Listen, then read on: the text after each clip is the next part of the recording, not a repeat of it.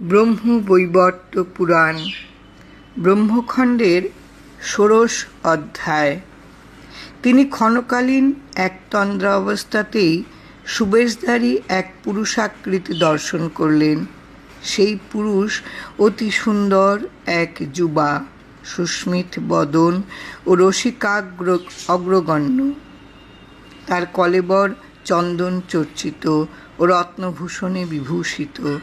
সে পুরুষ গলে মালা পরিধান করে তার কাছে এসে তার মুখকমল দর্শন করছেন এবং তার সঙ্গে রতিকথা বলতে বলতে তার মুখ ও অধর চুম্বন করছেন। সেই ঈপ্সিত পুরুষ মনোহর সজ্জাতে তাকে উপভোগ করে নিয়ত আলিঙ্গন করছেন। সেই পুরুষ গমন করে আবার প্রত্যাগমন করছেন এবং তিনি যেন তাকে এই কথা বলছেন, কান্ত প্রাণেশ, কোথায় যাও, ক্ষণকাল অবস্থান করো। তারপরেই তার চৈতন্য হলে তিনি বারবার বিলাপ করতে লাগলেন, হে নারদ, তুলসী এই অবস্থাতেই সেই তপবনে অবস্থান করতে লাগলেন।